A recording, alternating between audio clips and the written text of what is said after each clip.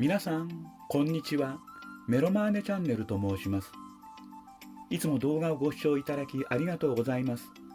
普段このチャンネルでは演奏を投稿させていただいていますが、この動画はおしゃべりだけでお送りさせていただきます。今回おしゃべりさせていただくテーマは音についてです。といっても音響学や物理学的な意味でのお話ではなく、あくまでも楽器を弾いたりお客様に聴いていただいたりする時の音に関して私たちが日々感じていることのお話です。私たちは物心ついた時から楽器で音を出していたので、今思い返してみるとですね、当時音について意識することは常に自分の音を磨くことや楽器をよく鳴らすことが全てだったような気がします。そんな私たちが音一つ一つをお客様がどう聞いていらっしゃるだろうと考えるようになったきっかけは、以前乳幼児さん、いわゆる赤ちゃんですね、赤ちゃんたち向けの演奏を連続して行う機会があってからでした。そうした子どもさんたちは音がポンと鳴ると一瞬興味を示します。そしてこちらを向いてくれます。例えばこんな音です。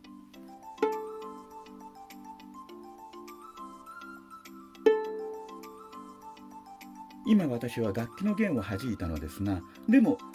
赤ちゃんたちはすぐに興味を失ってしまいます。何回繰り返しても同じ。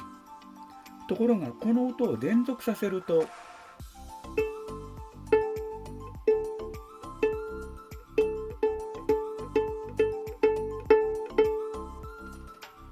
子どもさんたちは賑やかに手を動かしたり声を出したりしてくれます。これは音の高さを変えても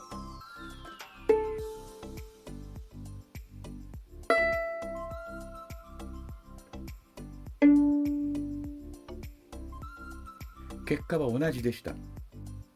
どうやら赤ちゃんたちは一つ一つの音よりも音が作り出すリズムにより興味を惹かれるようですね。でも同じ子どもさんでも子ども園さんや小学校に通うくらいの皆さんになると、音一つ一つにもさまざまなイメージを重ねてくれるようになります。先ほどのという音にも雨粒の落ちるような音だとか丸い石が落ちる音とより具体的に感じるイメージを伝えてくれるようになります。一方ですね、音が連続して作り出すリズムに関しては先ほどの赤ちゃんたちが示してくれたもう食いつくような関心を見せてくれることはありませんでした。こうして年齢が上がっていくと一つ一つの音への興味よりも音と音とがどうつながっているかにより関心が移っているように見えます。例えば2つの音がどうつながっているか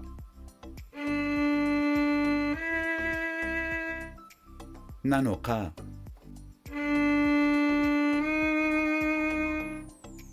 を聞いて心地よいとかイケてるなど自分の心で感じているのでしょう。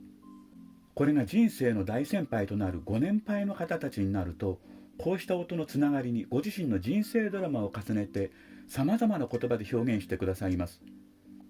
また音一つ一つ、例えばまっすぐな音や揺れた音に対しても、出汁の効いた音だねとか心にしみる汚しの入った音だねなどと複雑な感想を述べられます。本当に興味深いですね。音に対する感じ方は年齢や経験によって様々です。この他にも音は空気の密度によっても聞いた時の印象が変わります。これは山小屋で演奏するとよくわかりますね。それから音はお客様の衣装に吸われたりもしますので、お客様の衣装が薄手の夏服か厚手の冬服かによっても響きが変わったりもします。こうしてみるとたった一つの音にもいろいろな感じ方の可能性があるというところでしょうか。実はこの音に言葉が合わさるとより音の世界が広がるということを感じてもいるのですが、それはこれから先の動画でまたおしゃべりしたいと思います。本日のお話はここまでです。最後までお付き合いいただきありがとうございました。よろしければ高評価、チャンネル登録をいただけると私たちの励みにもなりますのでよろしくお願いいたします。それではまた別の動画でお会いしましょう。失礼いたします。